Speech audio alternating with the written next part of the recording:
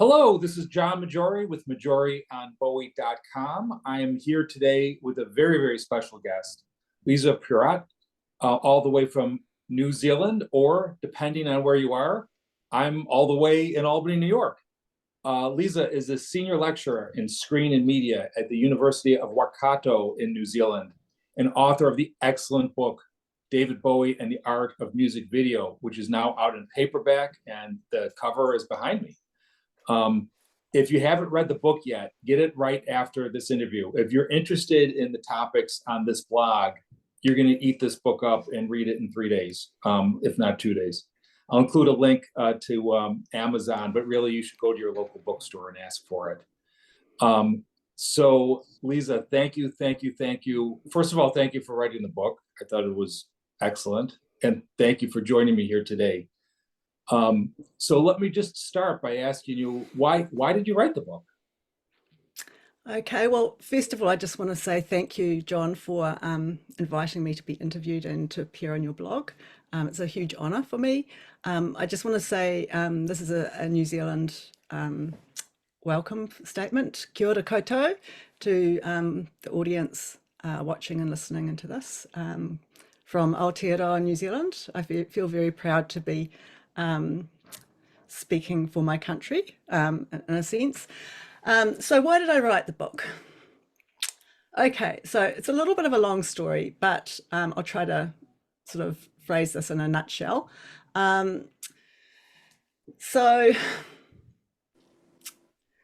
have had a long-standing passion for David Bowie's music and his art in general. And so that's lasted for about 40 odd years. And so I became an academic about 25 years ago.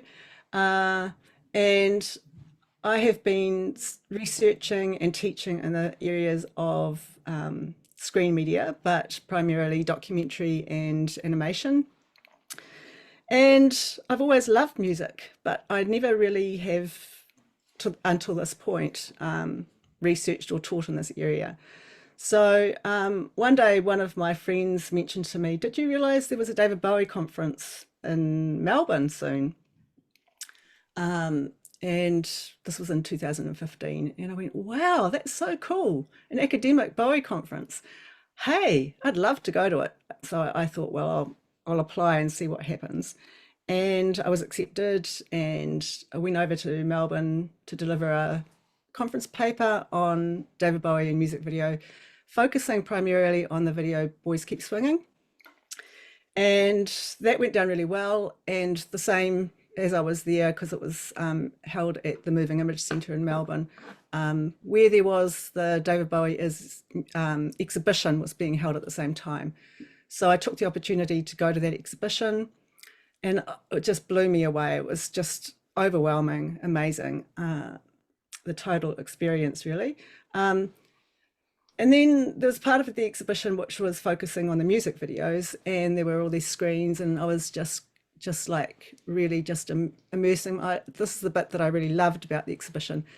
But I came away thinking, for everything else, all the other parts of the exhibition, there were contextual statements. There was something written about what Bowie was doing with the other artworks and so forth. But there was only sort of like 2 sentences for each music video. And I just thought, oh, I have so much to say about this topic. I really want to write a book one day about this. Came back to New Zealand, and one thing led to another, and I ended up connecting with 2 wonderful women, Holly Rogers and Carol Vinalis, and we developed a book series, which is called New Approaches to Sound, Music and Media, and started researching and publishing books on that topic, basically. So one thing led to another. I went to a few different Bowie conferences, and it all just, in a way, it just kind of happened by accident. It was like this happy accident that I'm now teaching and researching in this particular field as well. I mean, I'm not lucky enough to have a whole course on Bowie studies, but I plug it in there with just about everything I do, and the students know now that I'm the resident Bowie expert. Um, so yeah, so that's how it happened, and I can't believe that I'm able to combine those two very, one really personal part of my life and my professional sort of academic aspect of my life.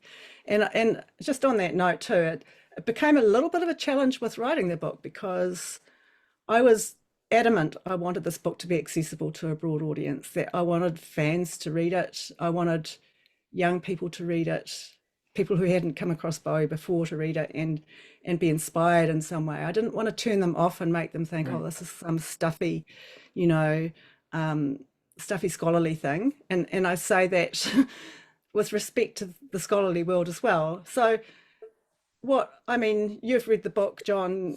I don't know what you think, but I was trying to sort of reach quite a broad audience, but at the same time, make sure that it had a scholarly function as well, and that people would learn something. So when I gave the book to my dad, for instance, he's 80 years old, he said, oh, I really enjoyed it. There are a few words that I had to have a dictionary to. So I'm unapologetic about that in a sense, because I just feel that, I mean, David Bowie did this with his work, didn't he? There were his songs and music videos, and everything he did was riddled with references that you would find yourself going and Googling Right. and going down these rabbit holes and looking things up. And that's why I think that I wanted to do that with my book as well. Yeah, I wasn't planning to say this, but in part of my experience of reading your book, there's in the preface, there's a sentence where you're sort of laying out the structure of the book, and you say, well, some readers might want to skip over the first chapter. And in fact, the first chapter is a little dry and it's a little academic. And I was thinking after I finished the book, how I read it. I didn't skip the first chapter, but that was the slowest part. And that's sort of the academic framework of what you're doing. And then after that first chapter, you start talking about Love You to Tuesday, which I think a lot of people don't even know about.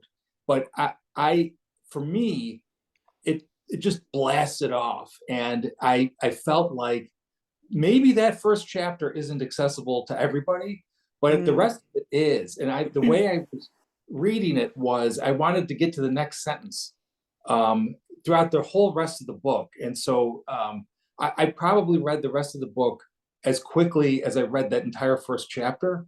So I think you absolutely achieve what you set out to do. And if somebody sees this and buys the book and they feel like the first chapter is a little slow, just either skip it or wait until you get to the next, right? So is that fair?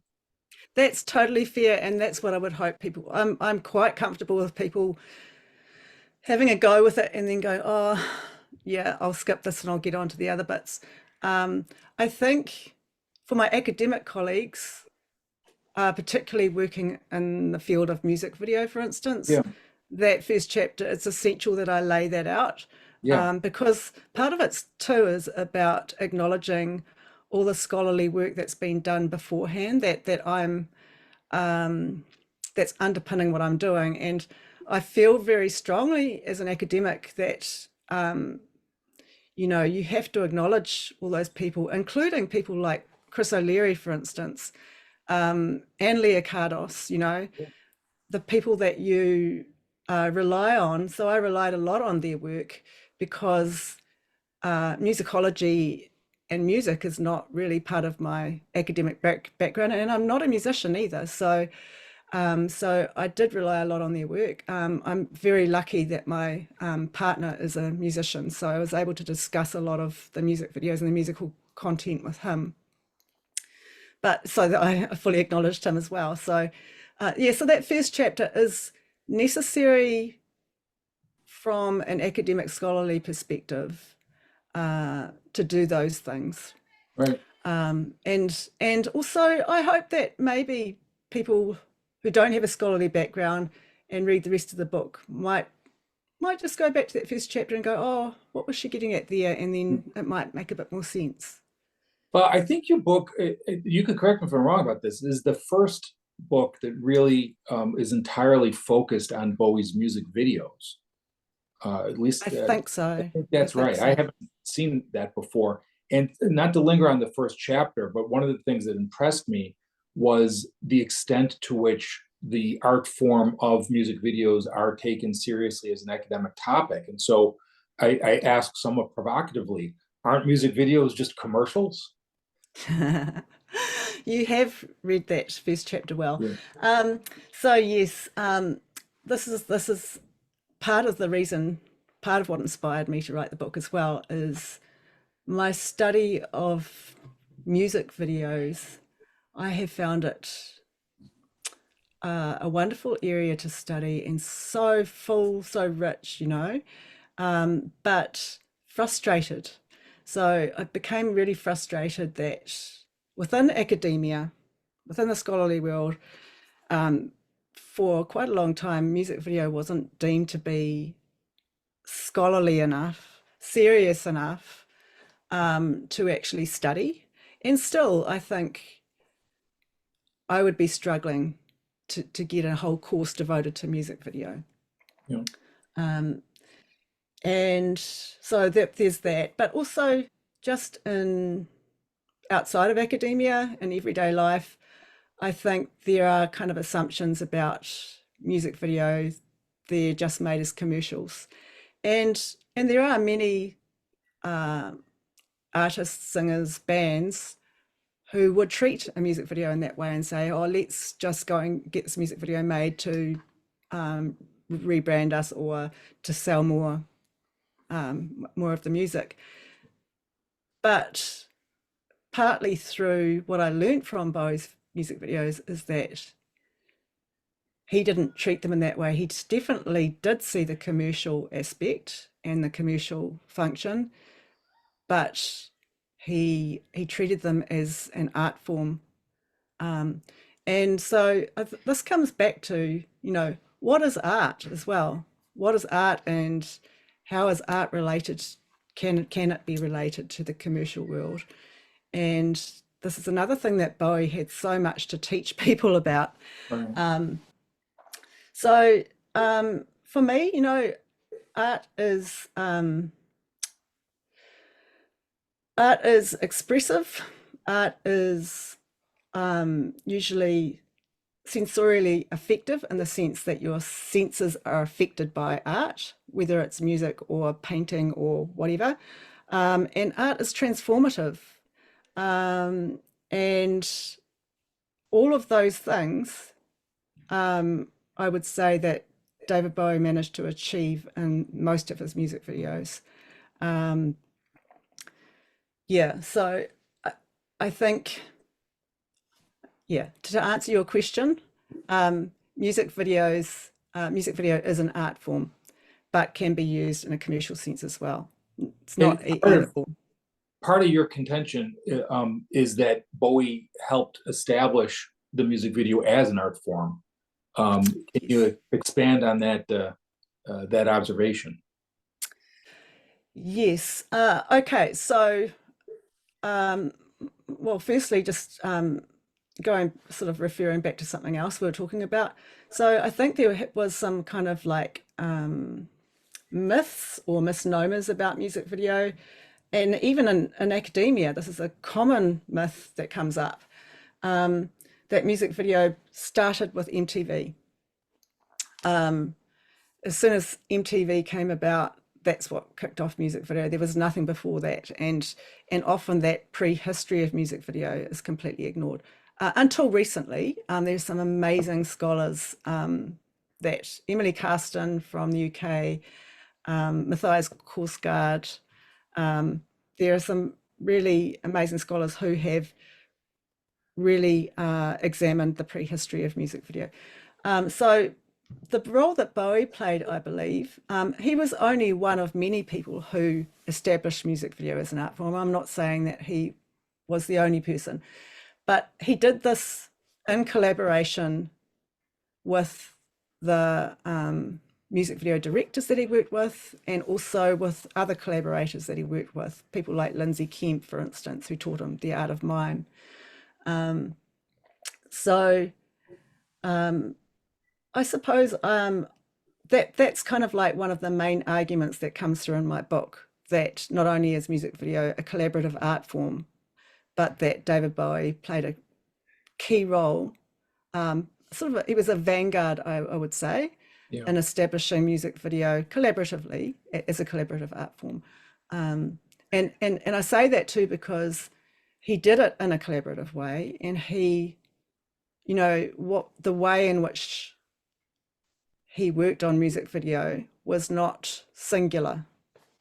It was always collaborative. So I think he out of any musical artist plays a very key role in doing that. And then you also mentioned another concept that is woven throughout his videos, the nostalgia for a lost future. Yeah. Would you use that term? Although I don't think it's your original term. But what does that even mean? It seems like it's a contradiction. Nostalgia for a lost future. How did these themes weave together, and how did Bowie use them? Okay, this is a really big question here. So I'll start with the nostalgia for a lost future. Now, it's really difficult to talk about this without getting into scholarly stuff. So there was a scholar called Mark Fisher, who sadly is no longer with us, who contributed a lot of work towards a concept called hauntology. And this concept embraces a lot of what Bowie was talking about in terms of future nostalgia for a lost future. But when Bowie talked about it, he did often speak about it. It would come up again and again when he was interviewed. And he sort of referred to it as something that he couldn't get away from, the sense of nostalgia for a lost future. And I interpret that in his work as being a sense of loss for what might have become of the future, but it's that sense of loss you have when you realize it's never going to come to fruition. And I think that was something that was being experienced not only by Bowie, but by many people, maybe in the 70s, 80s, that sense of we thought that we were heading towards this world of progress, and I don't just mean technological progress, but humanity, progress in humanity. But right, the way things are going now, it's kind of like we're losing that hope for the future. Yeah. And Mark Fisher, who I mentioned previously, he tied this to capitalism and neoliberalism. So he sort of developed this into quite a political concept.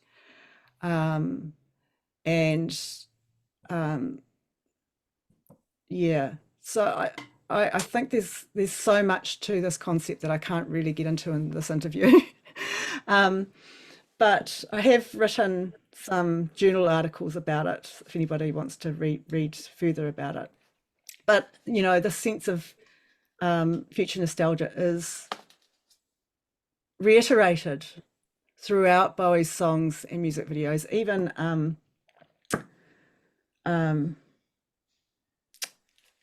the video that I'm just trying to remember the title of the song, the very last one that was released after Bowie died posthumously, and it's just you get the strong sense of haunting, being haunted by what's been lost from the past and the future. Yeah, so as to how that relates to, I'm not so sure that that particular concept relates to so much directly to the masking. I think that Bowie was working with several different concepts at the same time, and he was weaving them through his work. And in the book, I try to weave those themes through the book as well. So it does get very complex as to how they're related. Yeah. That last video, were you thinking of I can't give everything away? Um, no plan, sorry, no No, no. plan. Yeah. Okay, No great. plan, yeah. With the images That's of the televisions. yes, yeah. Yeah, And yeah, so I think that that sense you get when you watch that and you listen to his voice yeah. is really quite a good example of hauntology, um, of what I'm talking about in terms of hauntology. So hauntology is sort of broader than this future nostalgia concept. Even it's like when you experience an artwork or a media form, and for instance, you experience the sounds that were from the past, and it gives you a sense of nostalgia for the technologies of the past, the mediums of the past, and you just kind of feel it. Right. It's quite an embodied thing. Yeah. I recognize the concept through the videos, but I'll tell you, I think the song of his that captures that best is Driving Saturday. Ah, yeah. Yeah, which he didn't do. Yes, I can see that. Yeah. Anyway, so we've mentioned Lindsay Kemp a few times, and in your book, you mentioned several collaborators, including not limited to Mick Rock, Stanley Dorfman, and David Mallet. And we could spend a whole show on any one of them. But in addition to Lindsay Kemp, can you explain who those four people are, including Lindsay Kemp, and what were, briefly what their contributions were? Okay, so Lindsay Kemp, Bowie collaborated with him primarily in the world of theatre initially in 1968 and 1969. And Lindsay Kemp basically, Lindsay Kemp, the way he explains it, he says, I taught David how to move. I taught him how to make an entrance and an exit. I taught him. So he did talk a lot about what he taught Bowie to do. And I think he is boasting, but I don't think he's wrong. I think he definitely taught Bowie a lot about pose, gesture, um, entry, exit, all of those things. So he was one of one of the very initial key collaborators. And the interesting thing that I learned through the research I did in the book was just how much Bowie was like a sponge, and everyone he collaborated with, he literally soaked it up. He didn't. He was never arrogant. He was never like, I don't have anything to learn from these people. He soaked it up and collaborated and really learnt from what they had to teach him. And Yeah. so Lindsay Kemp, yes, I believe he taught him the art of moving on stage primarily, and then um, when Bowie met Mick Rock, Mick Rock taught Bowie the art of engaging with the camera, and engaging directly with the camera, and how to use the camera so that he Life on Mars is an excellent example of this, and the image behind you even just demonstrates this. The direct address to the camera is really, really powerful. And in the world of cinema and cinema studies, what I teach students is I often teach them about the power of direct address, directly looking into the camera at your audience, how powerful that can be. But there's also another thing, that when you look away, and this is tied up with gender studies and sexual politics and things like this, when a person is being filmed and they look away, and the camera is on them, as I'm doing right now, you you tend to become more of an object to be looked at. But when I'm looking directly, I'm kind of looking at you, engaging with you directly. So it's kind of you're a subject directing your gaze at the audience. So it's it's a way that you can manipulate or be in control of what the camera's how the camera is representing you. And previously to Bowie meeting Mick Rock, what I was seeing was all the stuff he did prior to that where he was filmed. He seemed a bit awkward, and he was still in control of his bodily kind of gestural stuff and his miming, but he was a bit awkward with the camera and didn't quite have that control over how he's being represented by the camera. So I think this is my argument, I suppose. So people can argue against this if they like, but just everything that I read about and learnt about Mick Rock and Bowie's relationship, and then examining the music videos and the photographs Mick took of Bowie, you can see that he's really gradually developing this art of how to control the gaze in a sense, yeah, through the camera. So I didn't think of this question before. You just said that. Mick Rock made some of Bowie's most iconic videos, but his principal art form, it was photography. And I'm wondering if what makes for a good photograph helped Bowie understand how to make that type of connection you're describing while moving in a motion picture, in a video.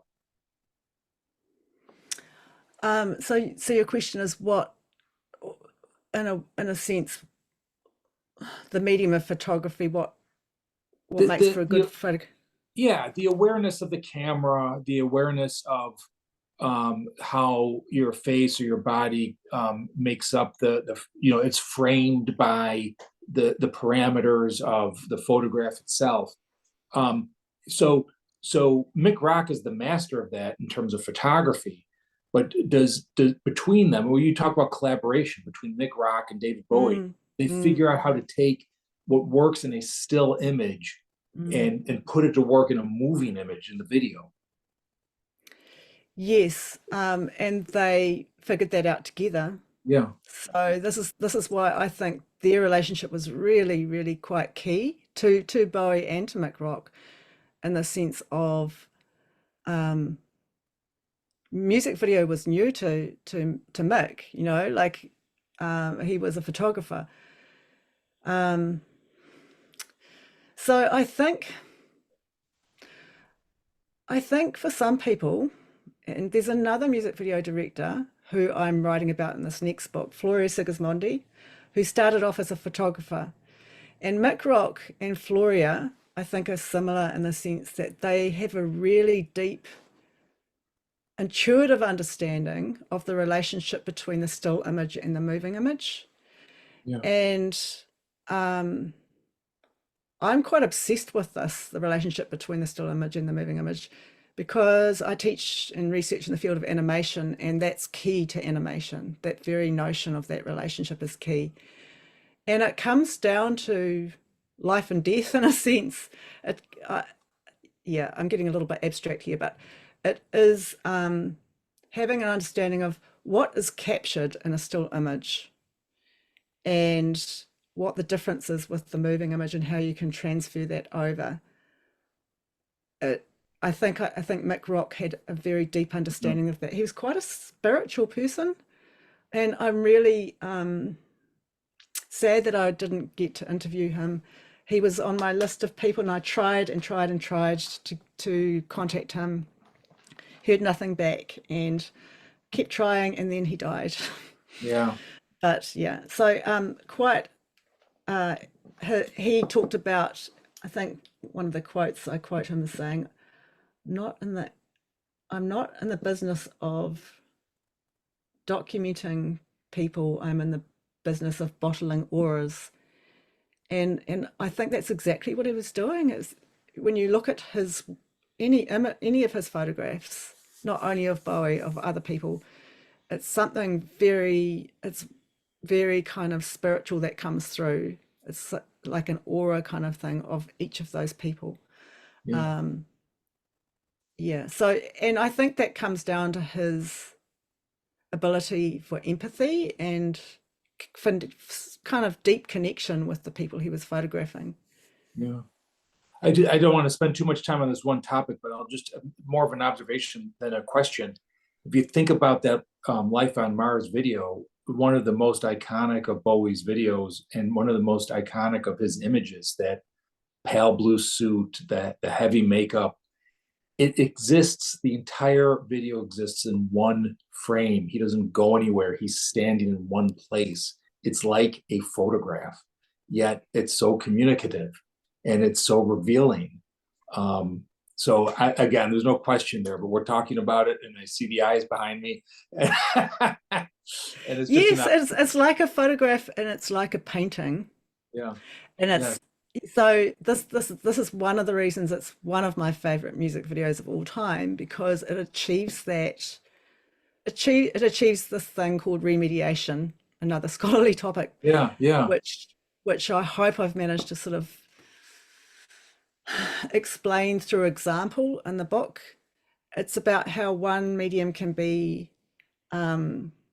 embodied in another medium, and often it's a medium from past times that we might consider being like digital media being more contemporary, for instance. But Yeah.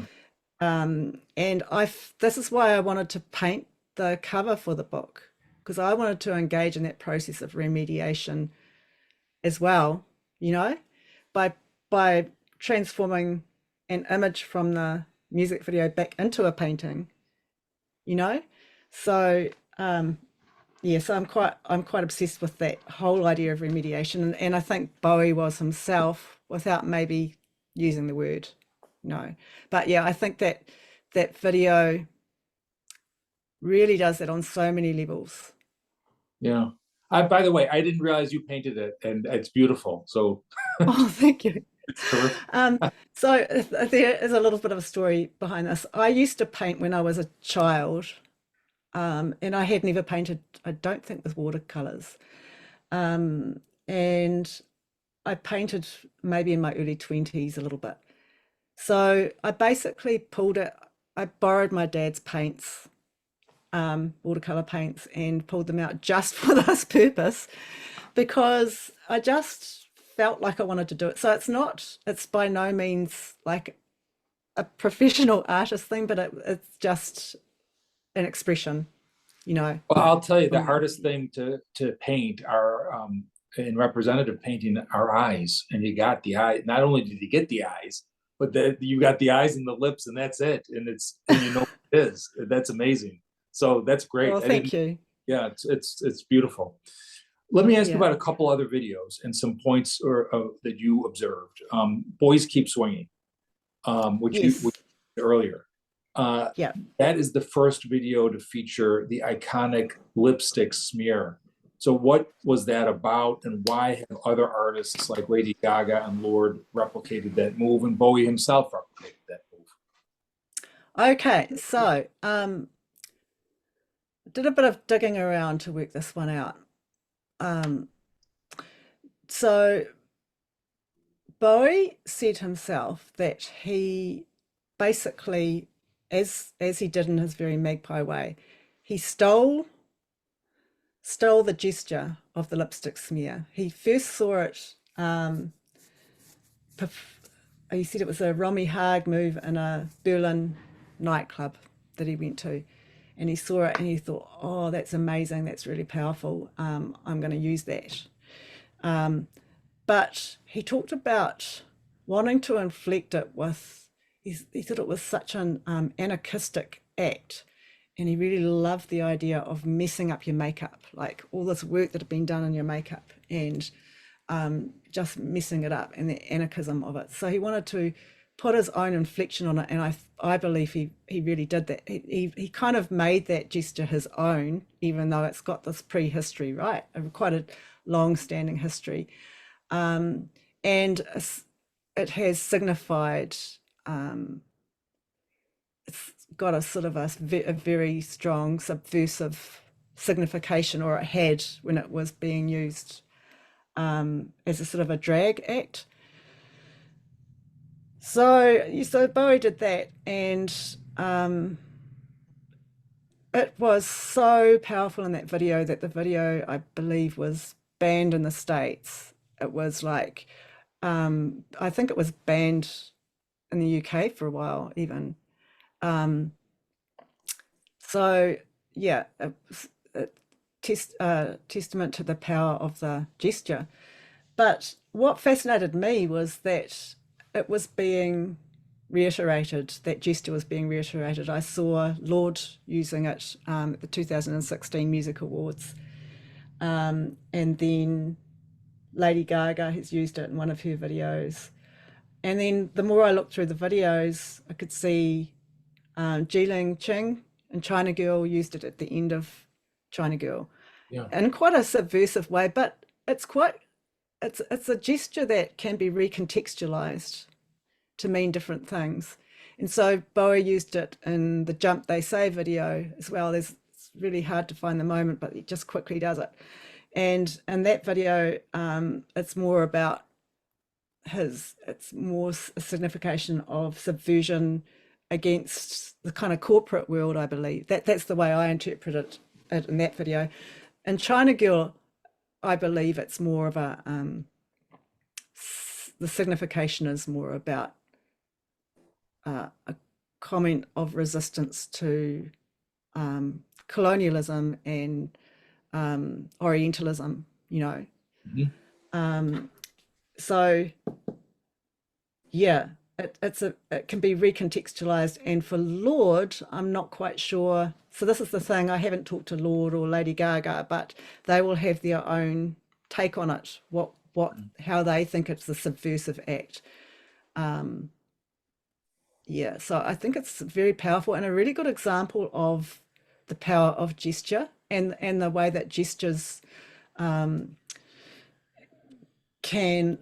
have a life of their own and travel, and people can just, you know, they can. So David Bowie's died, but there are certain gestures, and this one's another one. There are certain gestures which carry on and will carry on and carry on for probably, I don't know how many years. People will be using those gestures in different ways and recontextualizing them. But that definitely, the lipstick smears are really, really significant one. Yeah. You mentioned China Girl. In your book, you relay a story about a professor who showed the video to his students, and his students were very confused by it. And then you did your own, you showed it to people on your own to see what their reactions were. And I was wondering if you could describe that. And also, do you think that Bowie was doing something that was too complicated for a mid-'80s MTV audience with that video? Okay, so first of all, I will talk about the kind of like audience research aspect. So first of all, started off by doing a lot of research and reading around, you know, different people's interpretations, and a lot of the people who were writing about the video, and some, you know, being very critical and some quite angry about it. It was more contemporary. It wasn't people writing back in 1983 or 84 even. It was within the last 5 to 10 years, people saying this video is racist or this song is racist. And I was quite struck with how it's more people who didn't experience the video in the 80s but are experiencing it now going, we think this is racist. And so I was really struck with how that can be how back in the 80s you might not, I didn't interpret it that way in the 80s, but I can kind of see what they mean now. Yeah. And one of the people in my audience research, one of the students, PhD student, who was Chinese, I asked her what her views were about it, and she said, it doesn't, it, the music video doesn't represent, she found it quite stereotypical, and she said, doesn't represent the way my understanding of being Chinese, or, Chinese culture from my perspective. It's from another person's perspective. And so I think the more I read about what Bowie was trying to do with that video and was trying to do with music video at that time in his life, he was trying to be political. He was trying to make a political statement. He was trying to use symbols and signifiers as a way of, like in Let's Dance, for instance, red shoes and white gloves. I talk about them as symbols that he used to signify certain things. And he was doing that a lot with the help of David Mallet, by the way, not by himself. So his music videos at that time were loaded up with symbols. And he also used the strategy of illusion a lot in his work. So people can misinterpret what he was trying to do quite easily. Yes. And this is not just in that video, but in many of his videos, people have interpreted them in all sorts of ways, including people saying, well, he must have been a fascist, or, Yeah. So I think that's one of the things, if you're using strategies like illusion, or signs and symbols and juxtapositions and things, this kind of strategies that he was using, if you take them at face value, you might see something that he wasn't really trying to do. Yeah. So in a way, I think I end up saying, and I don't want to give too much away for people who haven't read the book, but I really tried to engage with all the different arguments and perspectives on that video. And I think I concluded by saying, I really deeply think he was trying to make a statement about, in that video, about colonization, about Orientalism, about racism. In fact, he said that he was trying to do that with both Let's Dance and China Girl. He said, I'm trying to say it's wrong to be racist. He kept saying Right. that. And you only have to sort of learn more about Bowie and his life, even his personal life, to know that he held those beliefs very deeply and strongly. He wasn't about to try and make a racist video. Right. But I also think that it's possible that those messages weren't fully received in the way that he intended by a lot of people. And also it is kind of interesting looking at audiences today, particularly like my students who are a lot younger, in their early 20s, and showing them that video. There are different ways of understanding things, and a lot of my students initially just did not understand what he was trying to get at, and went straight to that position of, well, that's pretty racist to present that Jiling, that China Girl, in that way.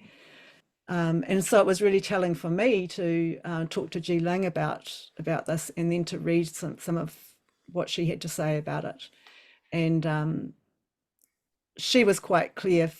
She's very proud. She's still very proud of. It's one of the best things that's happened in her life, and she's very proud of her role in that video.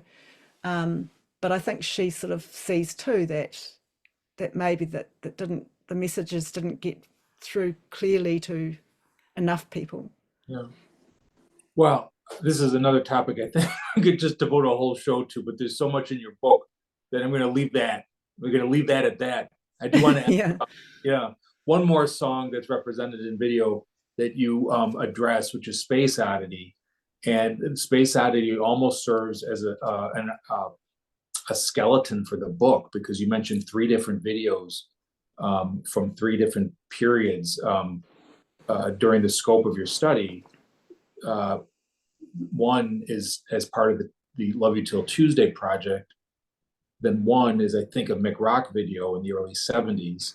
And then one is an appearance that was a very choreographed one on a television show, which I think was shown on New Year's Eve, 1979. So the moments before 1980. And I mentioned the time because that's, just before the 70s, just around the middle and just at the end. And my question is, how do we see his evolution as a video artist through these three videos? And in your answer, I just want to ask if you could comment on the breaking of the fourth wall moment in that the television appearance, just because it's another thing that I think is this great David Bowie moment that a lot of people have seen. So I know I'm asking a couple different things, but Okay. We'll start off with the first part of the question. I think those three videos, and in fact, those are only three of them. There are, if you look at all of the television appearances and videos and also fan-made videos of that song, you really get a really quite complex full picture of the progression of Bowie's art over years. Okay, where do I start? So first of all,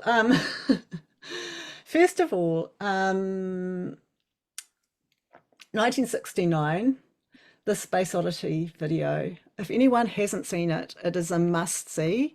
I remember when I first saw this, when it came out, I think it was on DVD. I think it came out on VHS first, but I don't think Bowie was very happy that it was released later on in his life, but I was kind of a bit shocked, and I was a bit.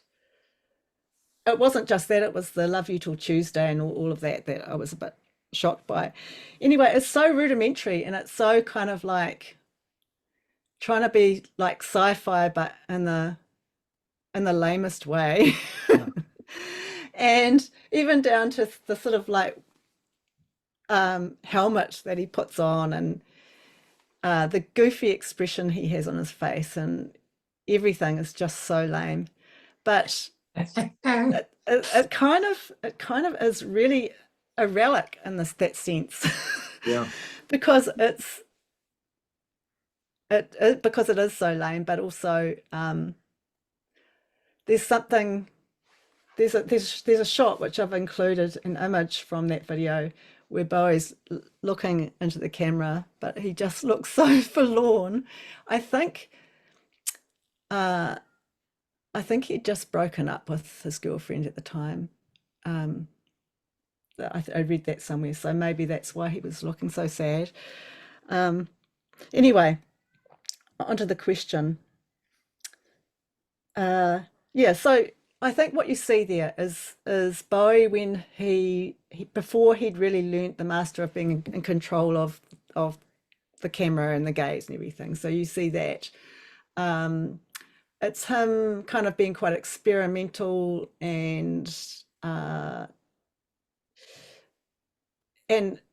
of being quite brave, to go out on a limb. He was really showed how brave he was, and I think this is something that has come through really in that Moon Age Daydream film, which is another completely other topic, by Brett Morgan, is the sheer his how brave he was right from the get-go.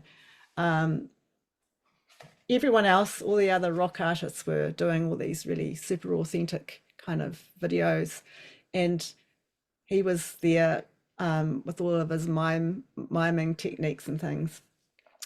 So that was him in 1969. So I think that's a good example of where he was. But the interesting thing about those three videos, I think they are part of a story world based on Major Tom. And they show how David Bowie managed to develop that story world over a long period of time, even just before he died. He was still developing that story world. And so he was developing the art of transmedia storytelling, which is something that a lot of filmmakers were starting to develop maybe in the 70s, with Star Wars and so forth. But he was developing the art of transmedia storytelling through song and through music video. And then when Mick Rock directed the Space Oddity video in the mid-70s, you see quite a different Bowie and a different kind of a different take on it. There's still a sci-fi element there, because Mick Rock had the idea that the recording studio could be like a little, like he's in a little rocket ship, So there's still a sci-fi element there, but it's very minimal.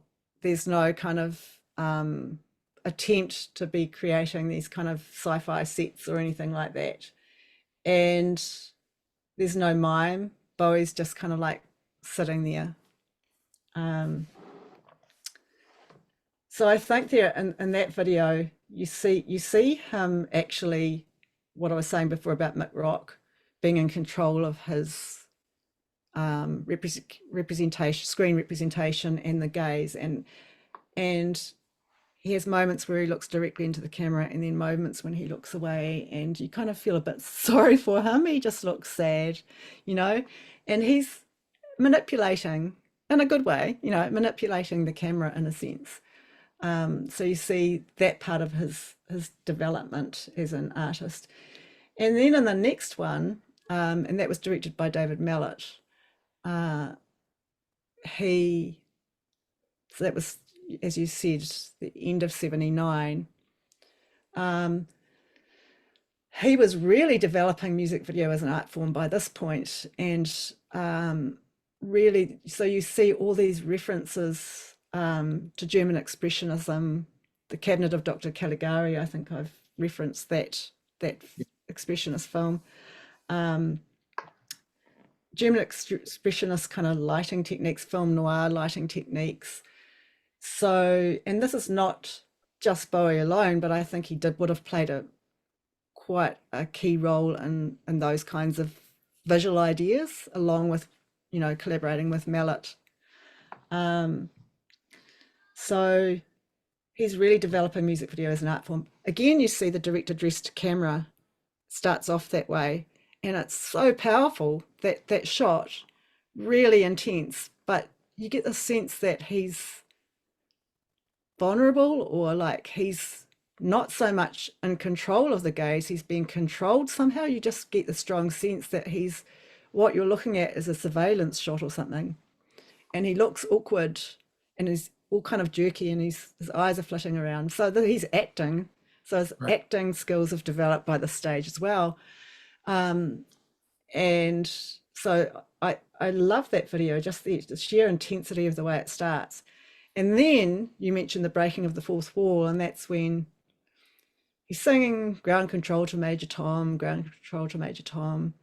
And you have expectations, because you know the song, you have expectations of what's going to happen next. And then he completely slashes your expectations, and he puts down his guitar, and then it's silent for almost like a full minute. And he gets up and walks out of the frame. And so you literally see him walking off, and you go, well, hang on a minute, that doesn't happen. That doesn't happen in music video. Music video doesn't do that. What's wrong here?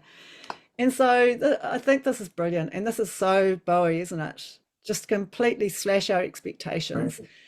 And then you see him walking across the studio. And because it was like a TV studio, Right. it was kind Yeah. of a different from the way music videos are normally shot. So you see this sort of TV studio with all the rigs, cameras, and lights in the background. And then you see this camera pointing at him as he's walking away, and he's looking back at the camera like this, as if he's fearful. And it's like this nurse or something like that on the other end of the camera. And so you're constantly going, what is going on here? And then he walks into another set, and it's like this cell, Yeah. and sits down and starts playing, picks up the guitar and starts playing again. So yeah, breaking the fourth wall. And so what you see is someone who really understands cinema, understands how to break that fourth wall, so that there's this concept of verisimilitude, which is this idea that when you watch a film, you generally just get so immersed in it that you forget that you're watching the film, and you just kind of just get immersed. And when you break that fourth wall, you get pulled out of that, jolted out of that experience. And so this is, I can't say that it's Mallet that came up. I think it's Bowie that probably came up with that idea, but together they managed to work out how to do it. Yeah. Yeah. I've posted the video on my blog, and I'll do it again because everyone should see it. But I'm going to ask you one last question about video, and then just two concluding questions for the interview. And I can't thank you enough for giving me all this time. The concluding question on video is: do you think to really appreciate some of his songs, you need to see the videos? And what I had in mind, we've talked about some of the videos from the first half of his career, but even more so with some of the later videos, like Little Wonder or The Next Day or The Stars Are Out Tonight. My personal experience was I appreciated the songs more after seeing the videos. And is that a theme throughout? He's not just communicating through one medium. This is a really excellent question. I'm so glad you asked it. And maybe it's something I will talk about in my next book. Okay, so no, I don't think that to fully appreciate his songs, or anyone's songs, but particularly Bowie's songs, that you need a video to fully appreciate them. I get what you're saying about some of the latter ones, and I'll come back to that. But so my own experience with Bowie is I fell in love with his music, his songs, without having seen any of the videos, apart from Ashes to Ashes. And that was the only one that I would say I saw the video first. That was my first video that I saw, and just completely loved the video. So that was kind of different, but everything else, it was listening to the music, and I would just use my imagination, right? So it's a little bit like, when you read a book, you're forced to use your imagination and create the visual imagery. And with Bowie, he was such a master at using visual language. And I do talk about that in the book, that I single out particular lyrics as examples, and Life on Mars is a really great example of that. So, and actually this is a really great example. I keep coming back to Life on Mars. That song, when it first came out, it was 2 years before the video was made, and that song was received really well, I believe, and was stood up in its own right as a very powerful work of art in its own right before the video came out. And you only have to read what Chris O'Leary, for instance, or Nicholas Pegg has written about the song. It's a collaborative work of art because of the particular people that were working together to create that song.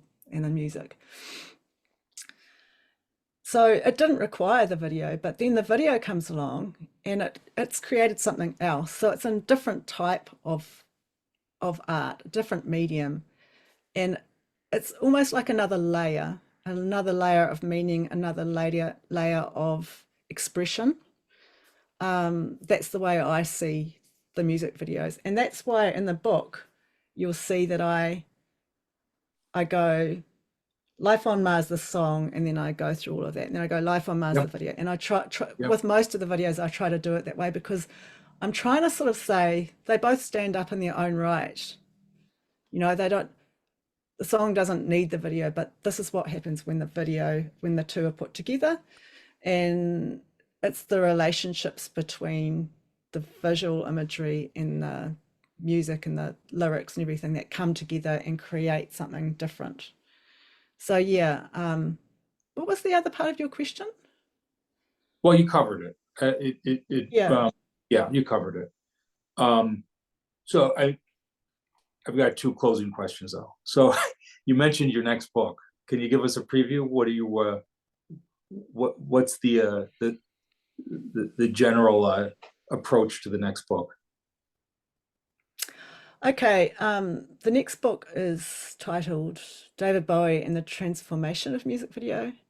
And I believe that it's already being advertised on the Bloomsbury website, which I saw that yesterday and I got a little bit scared because I haven't finished.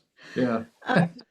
Okay, so it basically picks up where the first one has left off. So the final video to be discussed in this first book is China Girl, 1983, that came out. So I pick up sort of 1984. And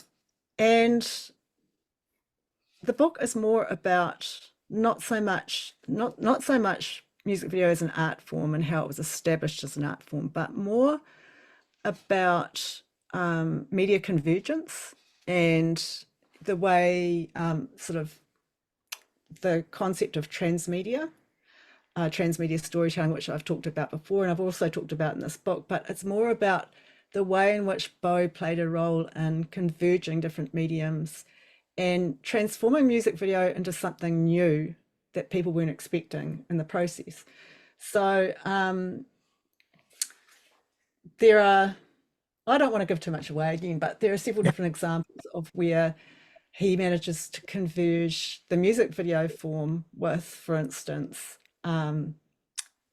comedy or like a television, something you might see on television or a short film or something. And so it's a little bit like when those videos first came out, I'm sure it would have been a little bit confusing. What is this? Is this actually a video, or is this a short film? What is this, you know?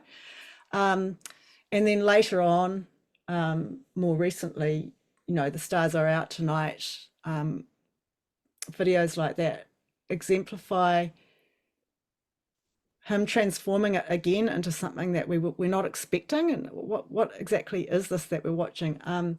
The video for The Next Day is a really good example of the way it's set up. It's almost set up like it's going to be a short film, or you're going into cinema here, not a music video. Yeah. And there's all these strategies that are used by Floria Sigismondi, actually.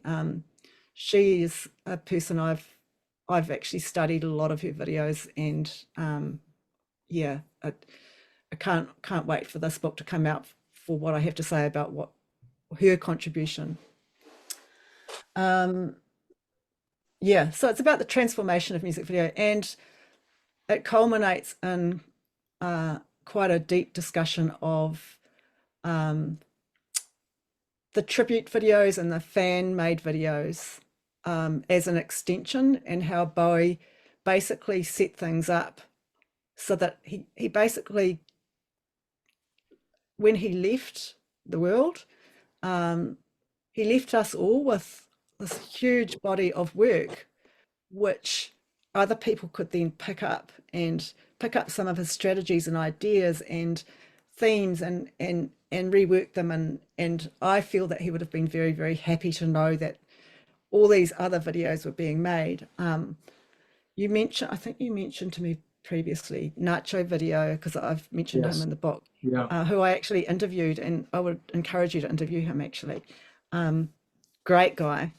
So he's quite a prominent, quite sure what you would call him, a video re-editor. Right. So he's made so many tributary videos, which are sort of reworking, re-editing Bowie videos, and he's doing it in a very respectful, very, very respectful manner, because he has a deep love for Bowie's music and his artwork. So he's just one example, but there are many other examples as well of people who are reworking Bowie's prior videos, and I think that's become a whole new thing, a whole new phenomenon in a way. And so this next book's really engaging with that. Yeah. Well, I look forward to it very much. Let me ask you my last question, which I ask everybody. It's the least deep question. What's your favorite Bowie album, song, and video? I don't have it's impossible. It's an impossible answer. I can throw up a few things. Like I've already mentioned, Life on Mars Yeah. is one of my favorite videos of all time, and I've explained why. And you can see by my artwork that I'm fixated by it. Heroes,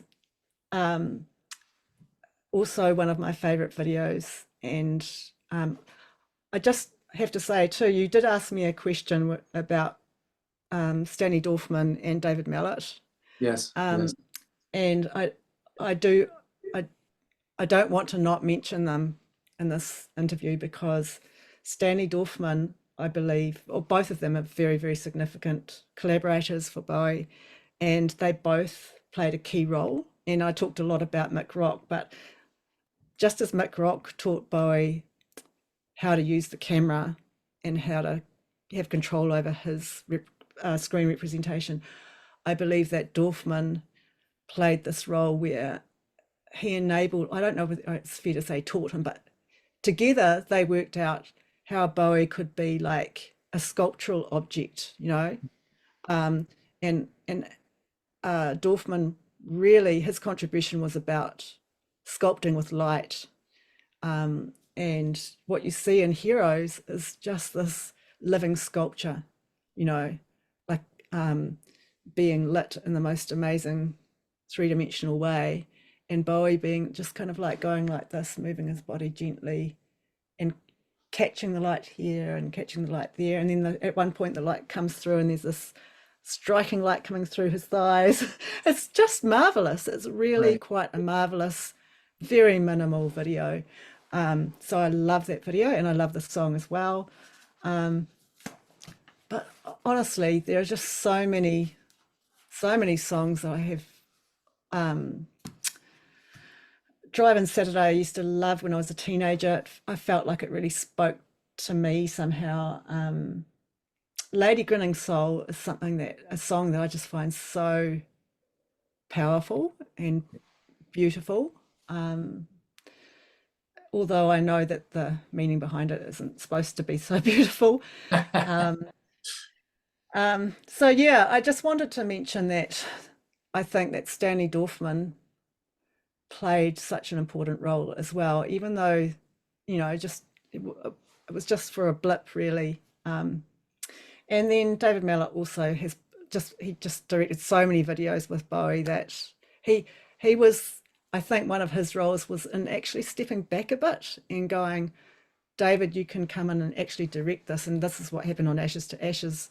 Bowie did the storyboards and he basically was the key director with Mallet kind of bouncing ideas off. And that, I think that was really important for Bowie. He was at a point where he really needed and wanted to play that role. Yeah. And you can see it. You can see that coming through in the video. So yeah, so each of them, I think, and I really hope that one of the things my book does is really shine a light on those directors and those collaborators for their work. Yeah. Yeah. Well, I think if you read the book, that absolutely comes across. And I'll tell you, I write about David Bowie on a daily basis, and when I come across a piece of work that I learned something from, I really value it. And I learned a lot from your book, and I enjoyed the process of reading it. Oh, So thank you so much. yeah, It so means so much. It was literally a work of love from my I part. I felt the love. So yeah, Yeah, yeah. And this academic books, by the way, I don't know if many people know, but academics write books. They don't get paid for them. They get paid royalties, which is somewhere between 2 and 4%. It is quite a tiny thing. It's not like we don't write them to make money out of it. So yeah, it was a labor of love, and it makes me so sort of excited and happy to know that people are reading the book. So thank yeah, you. yeah. Well, thank you. You've given me a wonderful amount of time, and I really value your insights, and I very much enjoy this conversation. So I look forward to the next book, and I hope we stay in touch. Yeah, same. Thanks, John. Thank you very much. Okay, bye.